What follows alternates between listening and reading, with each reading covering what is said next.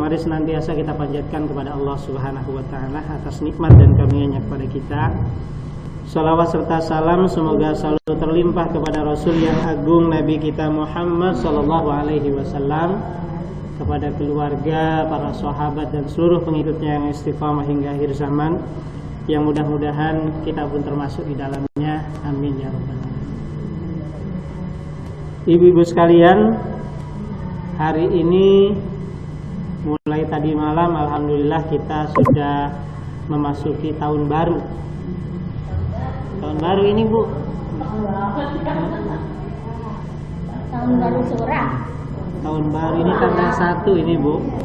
Ini tanggal 1 Muharram. Nah, ini ternyata banyak memang kita itu ibu-ibu pengajian juga tahun baru Muharramnya kalah sama tahun baru Masehi. Ibu-ibu juga ada yang kalau tahun baru 1 Januari malam-malamnya pada bakar ayam, bakar ikan emas gitu ya. Saya juga ikut itu kadang-kadang. Sekarang enggak? Lah, begitu tahun baru Hijriyah, ibu-ibu malah nggak ingat. Ini tahun baru Islam nih, Bu, nih tanggal 1 sekarang nih. Malah nggak inget ya. Ini tahun baru ya, tanggal 1 Muharram. Ya baru ini dengar, Bu ya. Iya, kita kemarin. Subhanallah, Bu ya. Kan biasanya kalau ibu pengajian itu suka diajarin doa akhir tahun itu kan, doa awal tahun. Emang itu bacanya kapan, Bu? Nanti kalau tanggal 1 Januari ya. Akhir tahun. Iya. Baik ibu-ibu sekalian,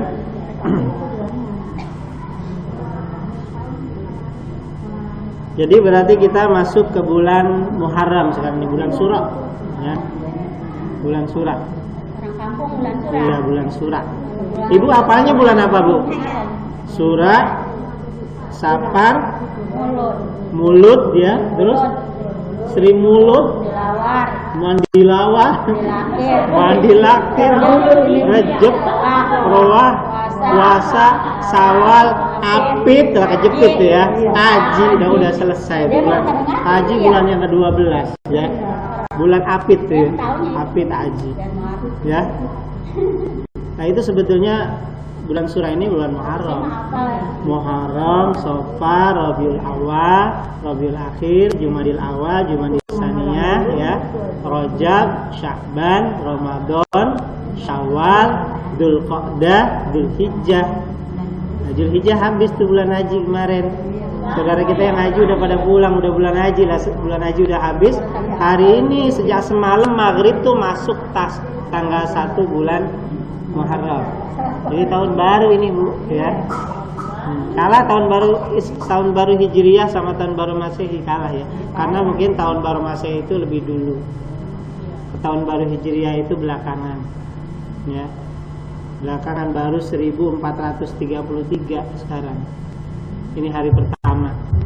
Kalau tahun Masehi kan sekarang udah 2011. Sebentar lagi 2012. Mungkin karena lebih lama jadinya lebih rame mungkin gitu, Bu ya. Jadi husnudzon aja ya. Kita berbaik sangka aja, yang mudah-mudahan walaupun tahun barunya nggak begitu-begitu rame, tapi umat Islam kesadarannya dengan agama itu tetap tinggi. Amin ya rabbal alamin. Jadi berarti kalau kita masuk tahun baru ya kita harus bersyukur, ibu-ibu. Ternyata kita masih diberikan usia, masih diberikan umur, masih bisa hidup di dunia ini. Yang walaupun di dunia itu orang bermacam-macam, ada yang senang, ada yang susah. Ada nggak yang bosan hidup, Bu? Nggak ada ya, alhamdulillah ya, masuk bosan hidup. Itu orang putus asa kali ya, aduh bosan banget gua hidup pas susah mulu ya. Jangan, Bu ya, nggak boleh itu, Bu. Jadi di bulan Muharram ini tanggal 1 ini mari kita memanjatkan rasa syukur kehadirat Allah Subhanahu wa taala yang telah memberikan nikmatnya kepada kita semua. Bagaimana kita bersyukur kepada Allah? Bersyukur bukan cuma alhamdulillah aja, Bu. Alhamdulillahirabbil alamin. Udah selesai, nggak ngapa-ngapain.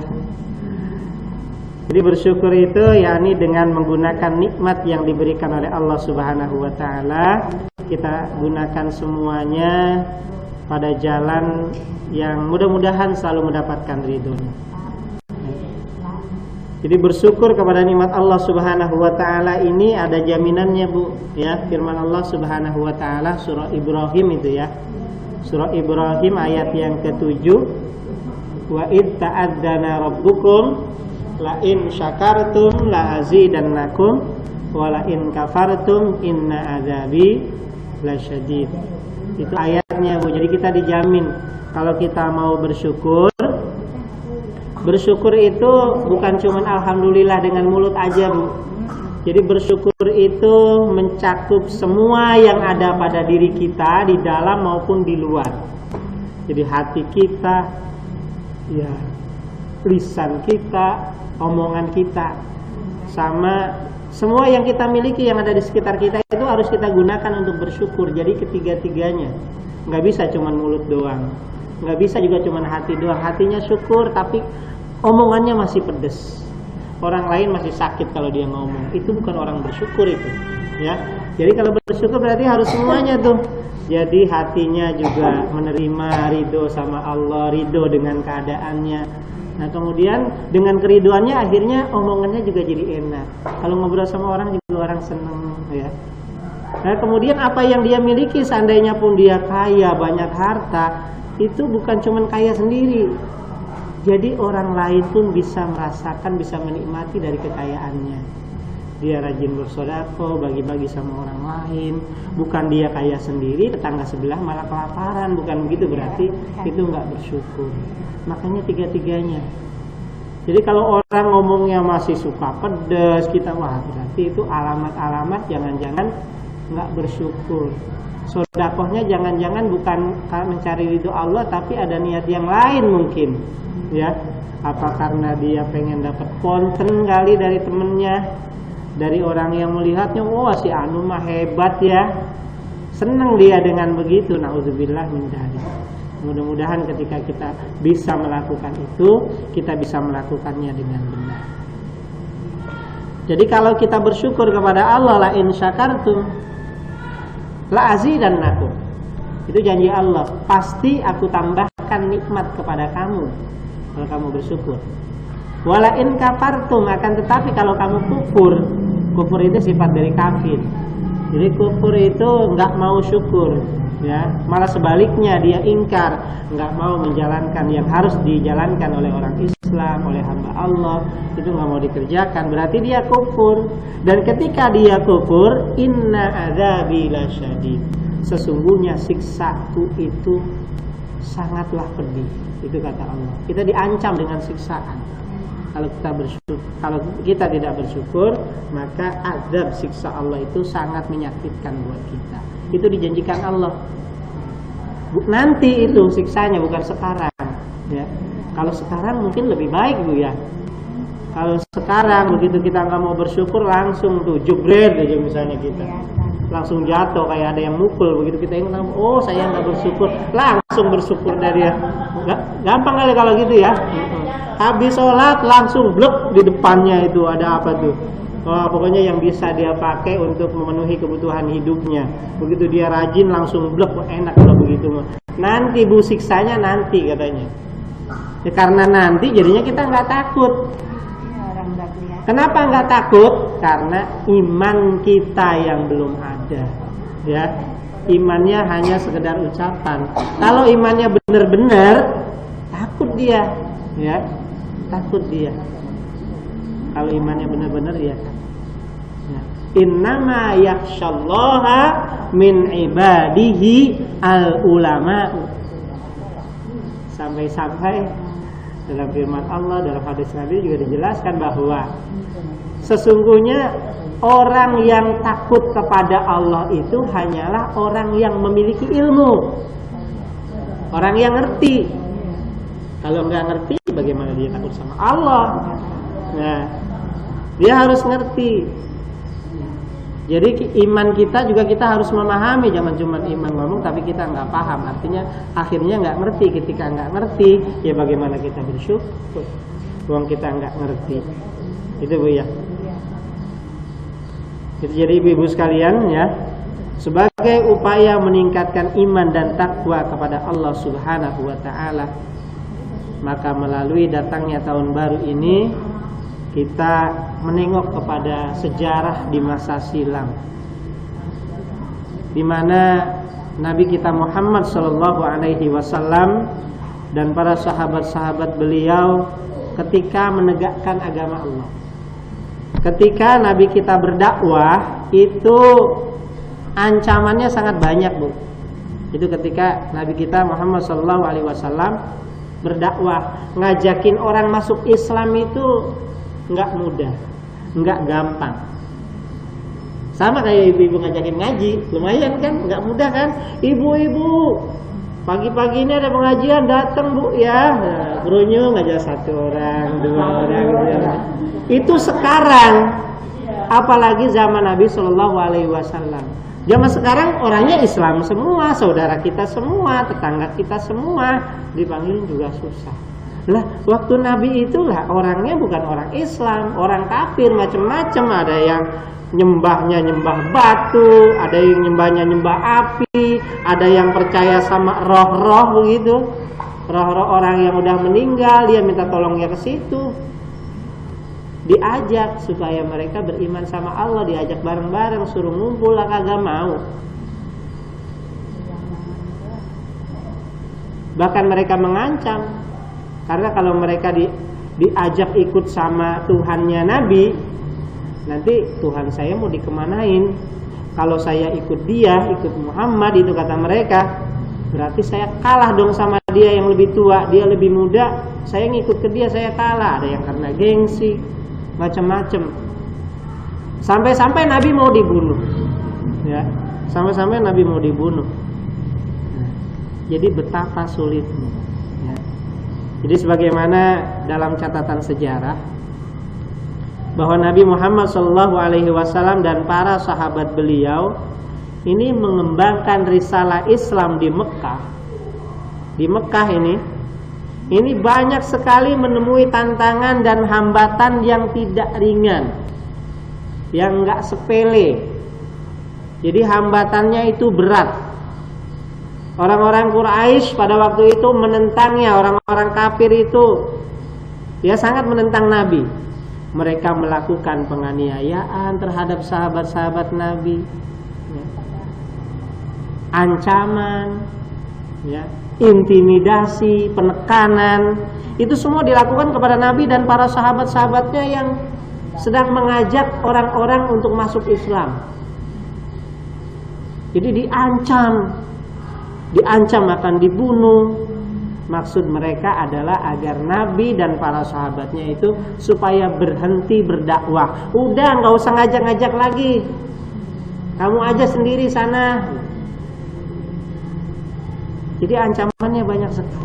Lah semakin hari kekejaman dan penganiayaan yang dilakukan kepada Nabi dan para sahabatnya itu semakin keras, semakin kuat. Namun sungguh suatu keajaiban. Semakin keras penindakan dan semakin keras penganiayaan yang dilakukan oleh orang-orang kafir kepada Nabi dan para sahabatnya, Islam pun saat itu semakin berkembang. Walaupun dalam tekanan, dalam ancaman, tapi Islam semakin berkembang, jamaahnya, umatnya semakin bertambah. Tidak satupun orang yang begitu masuk Islam pada saat itu mereka sudi kembali lagi untuk menjadi murtad, keluar dari agama Islam. Itu bagaimanapun kerasnya kekejaman dan penganiayaan yang dilakukan kepada mereka, mereka tetap imannya semakin kuat. Itu zaman itu. Walaupun ancaman begitu banyak, tapi tetap imannya tetap kuat. Kalah kita sekarang, Bu ya. Kalah. Kita ini nggak ada ancaman apa-apa, nggak diancam apa-apa. Mau nggak ngaji juga kita mah nggak apa-apa. Nggak bareng-bareng apa itu nggak apa. Artinya orang-orang kafir tuh nggak ngancam kita. Kita enggak diancam mau disakiti, mau itu enggak ada.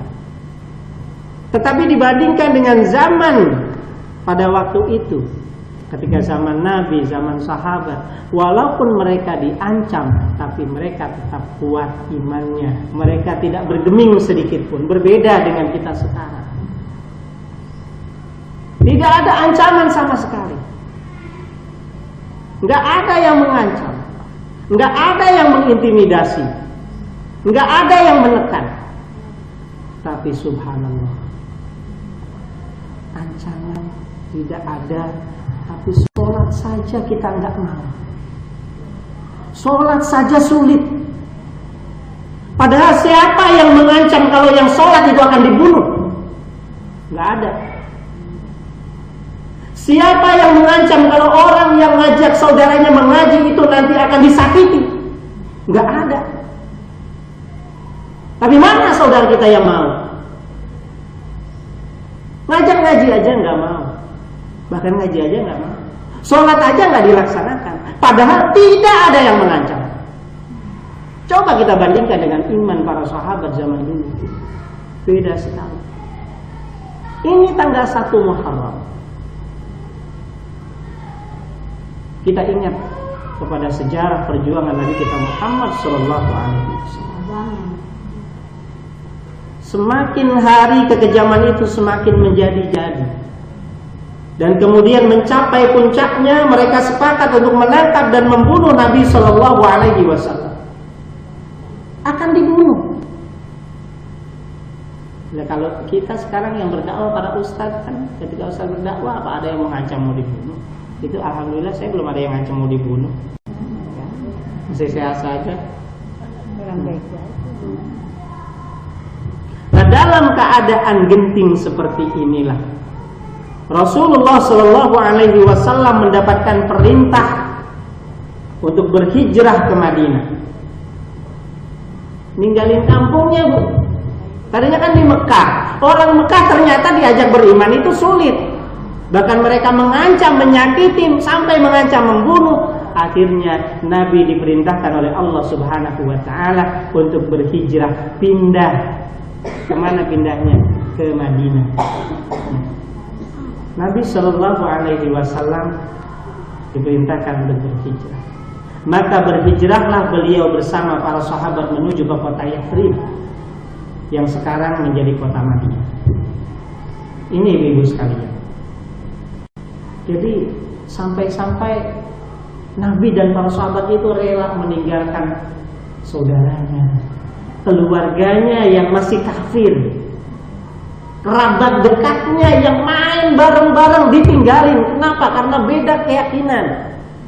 Mereka yang masih kafir di sana nggak ada yang mengancam, tapi mereka yang sudah masuk Islam ikut dengan Rasulullah Shallallahu Alaihi Wasallam itu diancam, akan disakiti, akan dibunuh, perekonomian mereka dibatasi, sehingga mereka pindah kampung meninggalkan saudara-saudara yang mereka cintai.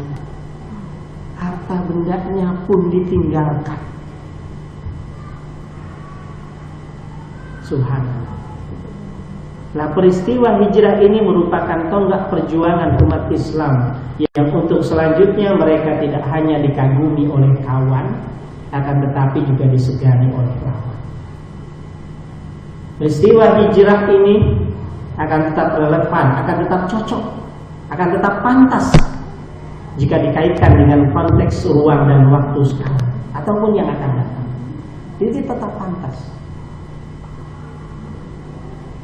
Sebelumnya kita adalah orang yang brengsek misalnya.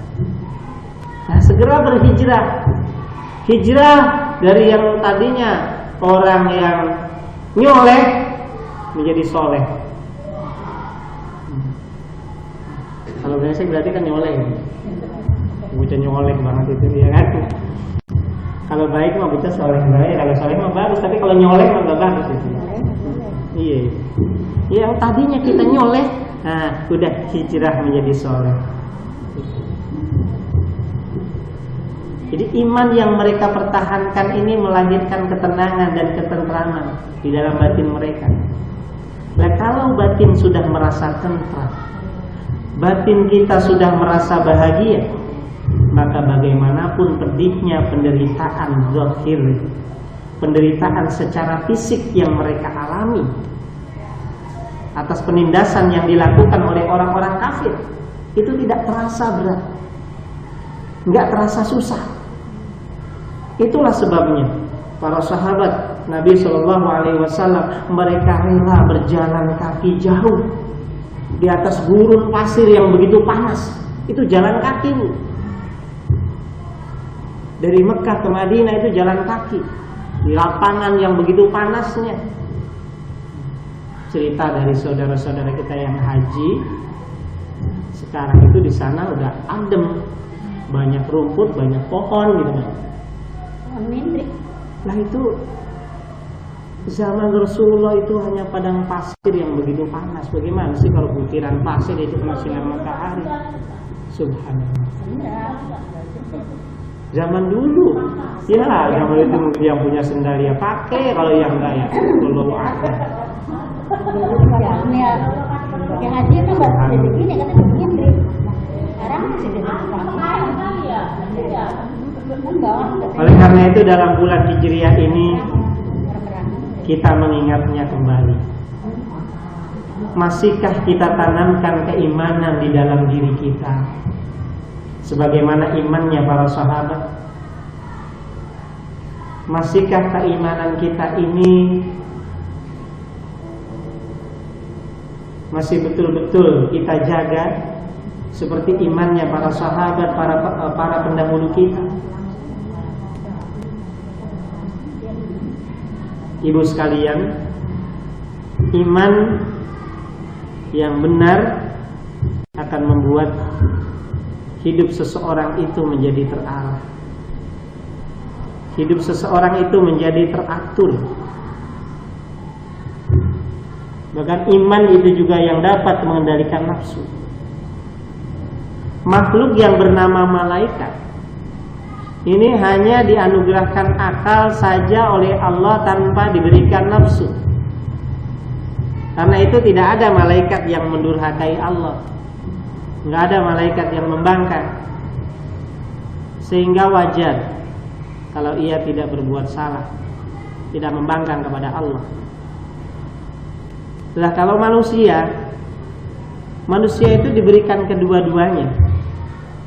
Akal diberikan sekaligus nafsu kita diberi oleh Allah. Jadi diberi akal juga diberi nafsu. Nah, kalau akal yang menguasai diri kita, menguasai diri manusia, maka kebenaranlah yang akan menang. Dan ketika kebenaran yang menang di dalam diri manusia, maka derajatnya meningkat menjadi seperti malaikat.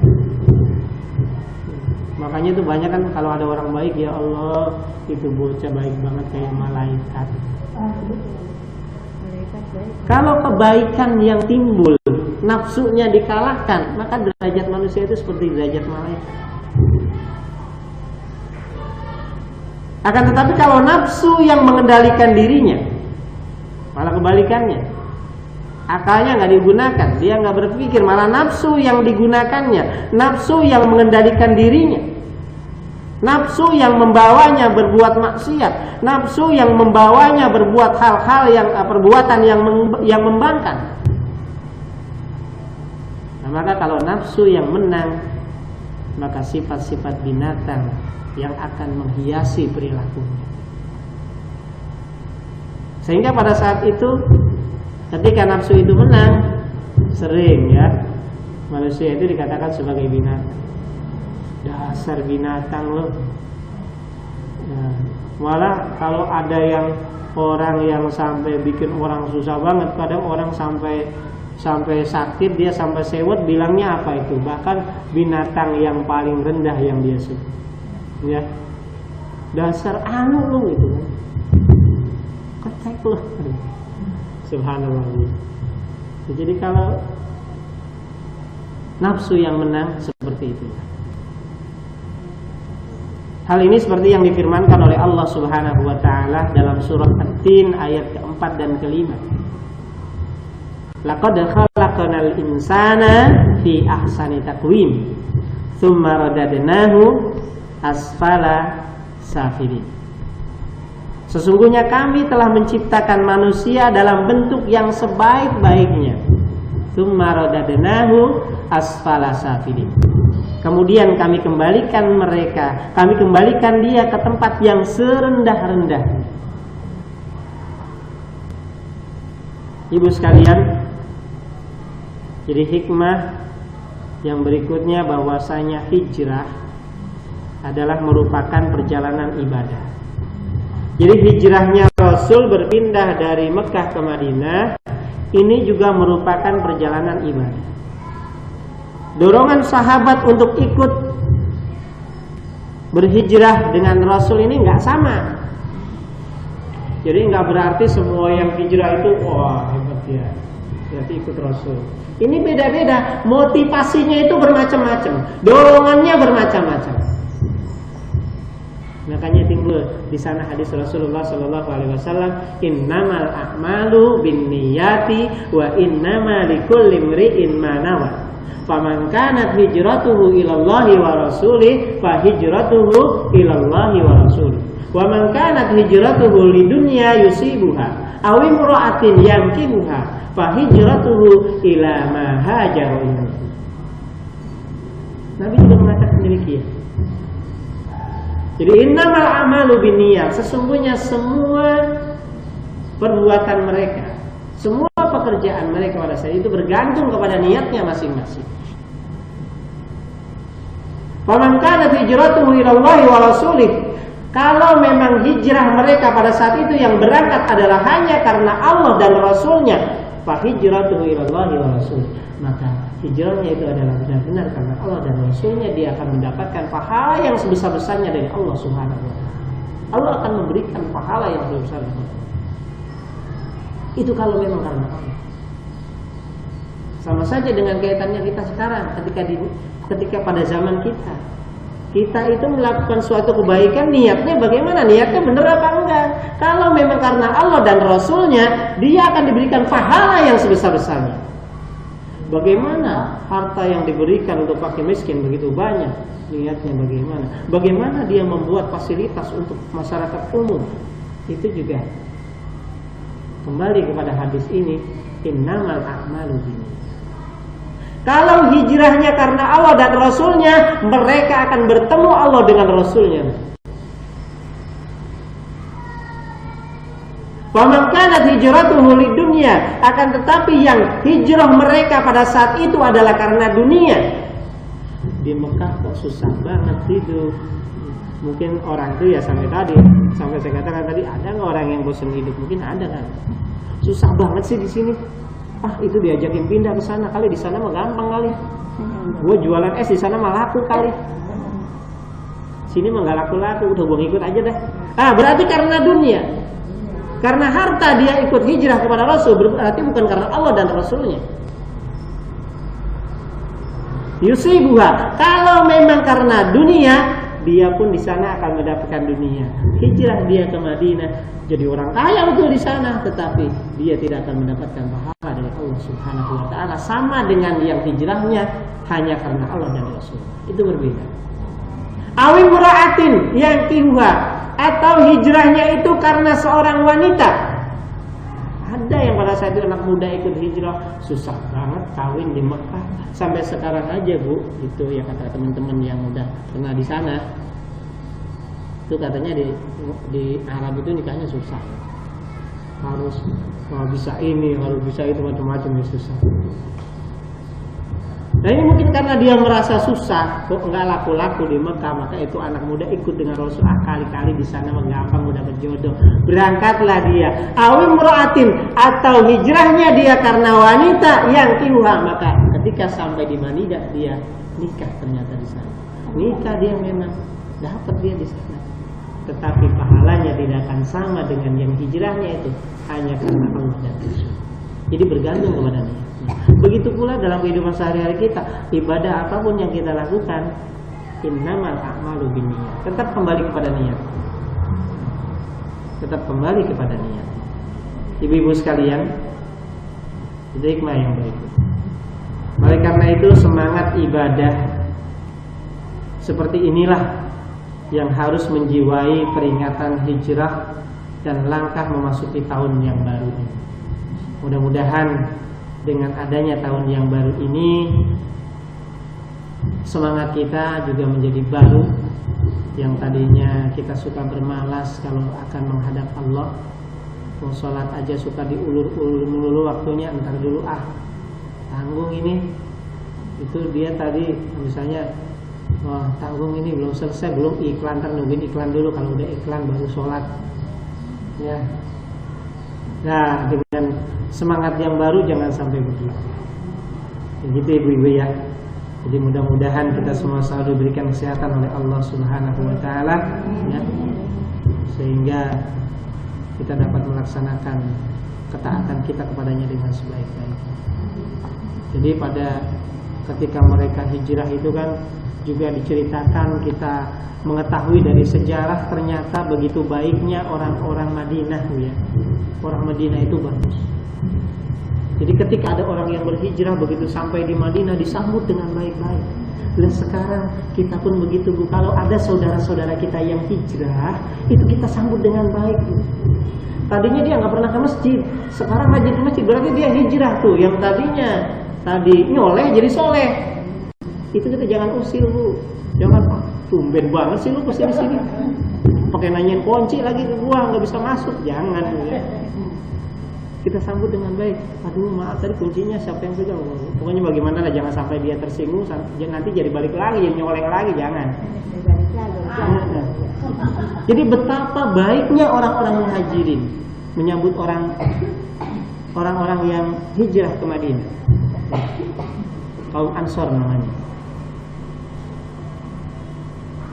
Makanya Allah Subhanahu wa taala ini menjamin kepada orang-orang Muhajirin dan orang-orang yang berhijrah dan orang-orang yang menyambutnya itu dengan akan dimasukkannya ke dalam syurga. Was-sabiqunal awwalun minal muhajirin wal ansar walladzina tabauhum bi ihsan radhiyallahu anhum wa radu anhu wa a'adda lahum jannatin tajri min tahtiha al-anhar khalidina fiha abada dzalikal fawzul 'adzim. Orang-orang yang terdahulu yang pertama-tama masuk Islam di antara orang-orang Muhajirin dan Ansar dan orang-orang yang mengikuti mereka dengan baik, Allah ridho kepada mereka dan mereka pun ridho kepada Allah. Dan Allah menyediakan bagi mereka surga yang mengalir sungai-sungai di bawahnya. Mereka kekal di dalamnya selama-lamanya. Itulah kemenangan yang besar. Wallahu a'lam bishawab. Ibu-ibu sekalian, jadi mudah-mudahan dengan memasuki tahun baru ini kita perbaharui, kita refresh kembali hati kita refresh kembali semangat kita, sehingga kedepannya kita akan lebih bertambah semangat. Kegiatan ibadah semakin ramai, pengajian semakin ramai, tapi bukan ramai ngobrol ya. Ya kalau ramenya ngobrol jangan, ustaznya lagi ngomong di depan, ramai ngobrol semua. Pokoknya semakin ramai semakin banyak jamaahnya. Mudah-mudahan semuanya diberikan kesehatan. Amin ya rabbal alamin. Barangkali hanya itu sekedar dari saya ya. Karena tadi saya salah dikirain bukan saya, tetapi ternyata saya. Jadi itu saja ibu-ibu, kita tutup dengan sama-sama kita mohon kepada Allah Subhanahu wa taala, mudah-mudahan segala kebaikan diberikan kepada kita. Amin ya rabbal alamin. Allahumma shalli wa sallim wa barik ala sayyidina Muhammadin wa ala alihi wa sahbihi ajmain. Allahumma zidna ilman nafi'an. Allahumma zidna ilman nafi'an warzuqna fahman wasi'an warhamna bis-shalihin. Allahumma zidna ilman nafi'an. Ya Allah, tambahkanlah kepada kami ilmu yang bermanfaat. Warzuqna fahman wasi'an, dan rezekikanlah kepada kami kepahaman yang luas tentang agama ya Allah. Warhamna bis-shalihin, dan kumpulkanlah kami dengan hamba-hamba yang saleh. Allahumma nawwir qulubana bi nuri hidayatika kama nawwartal arda bi nuri syamsika abadan abad. Allahumma nawwir qulubana, ya Allah terangilah hati-hati kami ya Allah, bi nuri hidayatika, dengan cahaya petunjukmu ya Allah, kama nawwartal arda, sebagaimana engkau telah memberikan cahaya kepada bumi, bi nuri syamsika abadan abada, dengan cahaya matahari ya Allah. Ya Allah, berikanlah kepada kami segala kebaikan ya Allah. Allahumma ighfir lana dzunubana wa liwalidayna warhamhuma kama rabbayana shighara. Allahumma ighfir lana, ya Allah ampunilah segala dosa-dosa kami ya Allah. Allahumma ighfir lana wa liwalidayna warhamhuma kama rabbayana shighara. Ya Allah ampunilah dosa-dosa kami dan dosa-dosa kedua orang tua kami ya Allah. Kasih sayangilah mereka ya Allah, berikanlah mereka semua kebaikan ya Allah. Rabbana taqabbal minna ya maulana innaka antas samiul alim wa tub alaina innaka antat tawwabur rahim. Shalli wa sallim jami'il anbiya'i wal mursalin walhamdulillahi rabbil alamin. Wal muwaffiq ila aqwamit thoriq. Wassalamualaikum warahmatullahi wabarakatuh.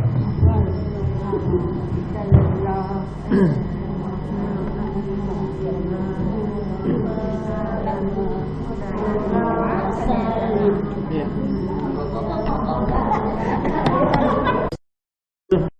Mari senantiasa kita panjatkan kepada Allah Subhanahu wa taala atas nikmat dan karunia-Nya kepada kita. Shalawat serta salam semoga